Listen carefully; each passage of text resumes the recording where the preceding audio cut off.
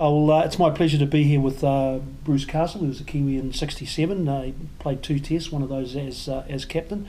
Welcome, Bruce. It's an absolute pleasure to have you here as part of the New Zealand Rugby League Museum series. A long time ago now for you, when you first played your first game of rugby league. Can you tell me about that, when you first played rugby league? Yes, I was lucky enough to be chosen to go to England in 1961, which is a terrible long time ago, but it just changed my life and made lifelong friends from it, and I still see them and we enjoy each other's company, and of course I was proud and it made my parents proud. Yeah. And like all people, Gordon had wonderful parents, very supportive. My father came through a background of rugby league and sprinting. He was an Auckland sprint champion, and of course he made him the most proudest father, I think, absolutely, in New Zealand. Yeah. So what about those early days, Bruce? What about your mum and your dad, your first games of footy and your first club, and you remember that? So who inspired you to play your first game? Dad always encouraged me. Like I say, he came through he played for Richmond and in the early days, and he helped me probably get known. And I had a season of playing at Ellerslie, 7-a-sides, or more than one season, and then when I sort of started to go to secondary school or intermediate school, I went to Te Papa, the local rugby club, and Dad helped coach us there. Yep. But of course the love of league always was in our blood, and I ended up going back to Ellerslie, of course, and starting off. That's your true club, Ellerslie? Oh, yes, yeah.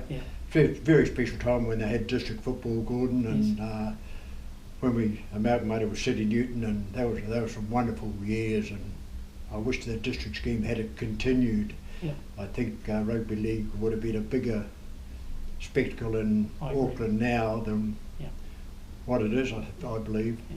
What about coaches, just in those early years, not when you got to representative level, but coaches at club level apart from your dad? Yeah, one very stalwart of Ellerslie, Gordon, was a fellow by the name of Ray Boss, the Boss family, and Ray, he coached us there, and then later on we had two wonderful, real dedicated rugby league people by the name of Tom Sabine and Gordon Stenning.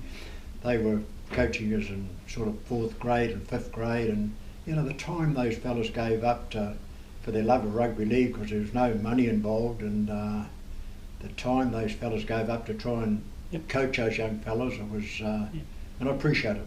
You mentioned before, Bruce, about the friends that you've made along the way. What about those early years? You remember the guys that you first played footy with? I do, yes.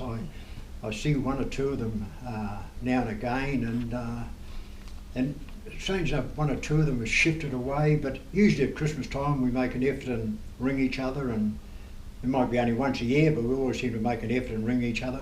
Yeah, and I must mention too that in '66, I think it was, you won the Rothfull Trophy as being the best player in Auckland. Another special occasion for you and your family. Oh, I don't know who the judges were, Gordon, but of course I was very, very pleased to receive an accolade like that, and it's you don't choose yourself, and if they thought I was the best footballer in Auckland, there'd probably plenty of people want to discuss that. Yeah, well, you got it and absolutely deserved it. Can I talk about your physical appearance? Because, you were 2 stone ringing wet, and yet you matched it with the best of them. Was there any particular training regime that you stuck to? Or? Oh, Gordon, I was always a lightweight. I was just too light, really, and but I don't know. We run the roads, and later on years we had Maury Robinson as a coach, and he's the Wayne Bennett of the NRL, and Maury was the coach here in New Zealand, and people still talk about him. He was a hard-nosed coach, but he used to run us early in the season. He used to love running us up Mount Wellington or up the crater of One Tree Hill and places like that, and I think it built a lot of stamina, and I think I was a reasonably good trainer. I'd get out of bed in the mornings and skip and do sit-ups and all those sort of things. You mentioned too before about having a little dabble in rugby. When you got to school, especially at college level, any pressure on you to turn away from league and play rugby? Yes, we did have pressure on us then. Gordon, I wasn't good enough footballer. I don't think I was too light. I never played first 15 or anything like a lot of the other boys. I just played down there. I was actually a halfback in the under 7 stoners or something. So, I didn't come on the radar of the first 15 or anything. And of course, Auckland was very strong then, very, very strong as it is today. You think of the wonderful footballers, Gordon. I'm not knocking the modern footballers, but in those days, the guys played for the love of the game, and some wonderful football and some wonderful athletes going around. We'll probably touch on one or two of them later, I would guess, but when you go back to the East Lakes and the Acklands and these sort of footballers. Well, let's talk about that now then, especially Auckland representative team and the wonderful players that were in there and the teams that you used to play against in the interprovincial. Tell us a bit about that, Bruce. You go through, like I've mentioned, Cyril and Ronnie, but just people like, the first time I made an Auckland side, I think Bill Sorensen was captain, and of course he's the New Zealand immortal, isn't he? And but some of those guys, like the Donny Hammonds and guys like that, geez, when Donny Hammond and those guys hit you, you knew you'd been hit. They I don't say it's any different now, but it's you knew which way you were going if they'd been with you. And what about the guys and the guys that you played against? West Coast and and the likes, and Wellington. Those provincial teams, some tough buggers there. Gordon, I think the toughest footballer that I've seen on a football paddock was a fellow by the name of Tom Reed. Tom Reed. And he came through the Glen Club, but he was originally from the West Coast. He won a medal at the Sydney Games as an axeman, and then he ended up being a fisherman down off the Chatham Islands, and I think history has it he lost his boat and he hung to a hatch cover for 3 days, and they found him, and later on unfortunately he lost his life in a car accident. And with all due respects to Tommy and his family, I would like to see the car that was involved in the accident, because boy, he was tough. Yeah. A sad occasion too, obviously there. 2 tests. Tell me about the first time you put on your test jersey. Yeah, that was in England, and Mel Cook, self and Brian Lee played off the back of the scrum, and that's when television was first coming in, which is terrible to say, but again it was played here at midnight or something. We played it, and my parents were able to watch home here, and it was a great occasion. I wish You're sitting in that changing room before you go out, your first test. Tell me who you see around that room. Who's around that room? I don't know. So it's a nervous occasion for you. Oh, I was I don't know. Probably thing that sticks in my mind, I was lucky enough to make a big break, and it came out in the press, the Thin Man Castle, it said, so I wasn't too impressed with that, but no, it was a great occasion. It sticks in your mind. Okay, and of course, being captain, I mean, that's just another level again. Once again, you're recognised as being a leader of men. I was lucky enough to captain Auckland for probably 4 or 5 seasons before the '67 tour, and you think of all the good footballers that played there, the Tone Krulitiches and the Lenny Morgans and all these guys, wonderful football and wonderful ambassadors for our code too, There was sort of no, sure we'd have a couple of beers, but there was no garbage or anything like that associated with tours, or all the boys respected each other, like the Bunham Moors and those guys, yes. Wonderful New Zealanders. And were you an easy player to coach? Did you ever challenge the coaching authority? Actually, I probably got a bit headstrong once or twice, but I don't really want to go into that because I don't want to drag personalities out, Gordon. Bugger! I thought I had you. Okay. Well, let's reverse that then, because you came a coach yourself. So you took up the clipboard, and of course, of all places, at Turvey Park in Wagga Wagga, you're coaching there. Now, how on earth did that come about? There was that was the period of time I think we had to be available for New Zealand selection for 10 years, and there was a lot of us went to the New South Wales country area as player coaches, Yes, yes. like the Acklands and the Mel Cooks and Graham Kennedys and Henry Maxwell's and Petey Roberts and these sort of guys. And we all ended up, and Gordon, to be honest, I was there for 3 seasons, and I think it was the best 3 seasons probably of my life, you know. And Raylene, our daughter, was born there, and it's just like I think it's like being, say, an All Black in New Zealand, being a country rugby league player. My coach there was Arthur Summons. He's of course, the Summons Trophy, and Yes, yes.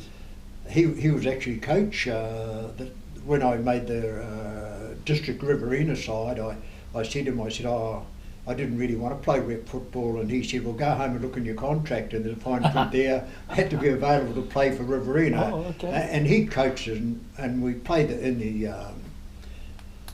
the interstate competition, and it was wonderful. I just and Stumpy Summons, a lovely rugby league gentleman, Yeah. real beaut person. Yeah, and all that knowledge you bring back and you come back and you coach Richmond.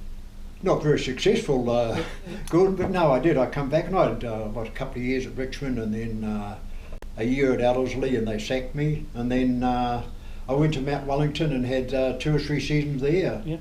And I thoroughly enjoyed it, Gordon, and my wife in those days, and she, you know, they were behind us, and you know, rugby league become your life, and and you went to work to say you go to footy on Saturdays, you know. Yep, So yep.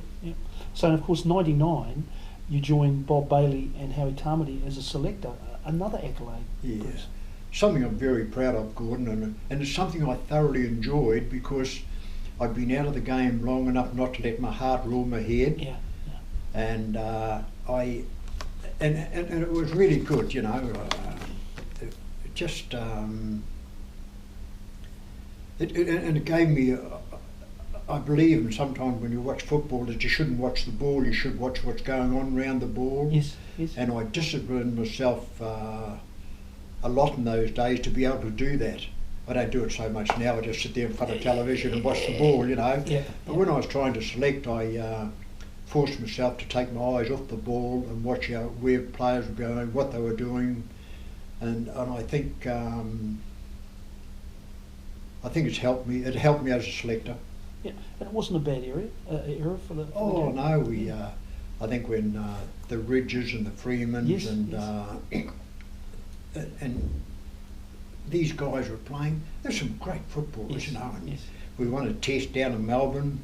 That was the same. Oh, that was wonderful. Dean Lonergan did the old The shuffle, yeah. on the shuffle at his back and that. But some great footballers there, you know. Yeah, Some yeah. really, Yeah. you know. Can I, sorry, just take you back again, when you gave up playing the game that you loved to play, that you've been playing since you were a kid, why did you give it up? The body'd had enough, Gordon. Yep. You know, the body just had enough. The knees were shot, and Yeah. you know, I just the body just really had enough. You know, Yeah. when I was in Wagga, I had a couple of other approaches, even one to go back down to Canberra, and as a player coach, but the body just cried enough. Yeah, yeah. What major injury? You know, apart from the knees. Oh, I know, broke my arm, and one of those Northern Zone tours to Queensland. They were wonderful tours when Northern Zone used to play Southern Zone, Yes, and then the winner used to have a 3-game, 10-day excursion to Australia or to Queensland to play, and they were wonderful tours. And Yeah. Brucey Robinson took us as a coach one time, and another fellow, a good coach when I played for Auckland, Laurie Kearney. You know, what a wonderful, sincere coach he was, Gordon. You know, he's a fella that he was quiet, reserved, but he got into your head and made you think about things. And where say Maury Roms was more outgoing and he'd give you a real old stiffen up, but Laurie was a really wonderful coach. And so Brucey Robinson, he was the same too. Okay, you're away with the Kiwis, off the field. You've got to have downtime. Any stories you can share with us about your downtime? Gordon, I'd have to really think about this one. what so you don't get sued. I think I'd better put the old cliche in, what goes on It stays on. That's it. I don't want to incriminate myself or anyone else, God, but as I say, we never got up to any hijinks. Sure, we'd have a couple of beers and that, but I can't recall anyone doing anything destructive or not being respectful to their surroundings or the people. I can't remember anything like that, or, you know, no. No, okay. We won't dig any deeper. But and I know you love watching the game today, and of course Raylene, CEO at the Bulldogs, and you love being part of the game and watching it. Of course, you look at the game today and you remember back to when you were playing. Major differences in how it's approached now. Oh, how the game's so much quicker. I don't know whether it's probably harder because, as we mentioned, some of those West Coast coal miners and that, it was like running a brick wall with those guys. But like they're professionals now. They're doing it 7 days a week, and boy, those old guys, we'd love to have it. See, and I say we wouldn't be any better, but we came through the area with bull rush and those things at school.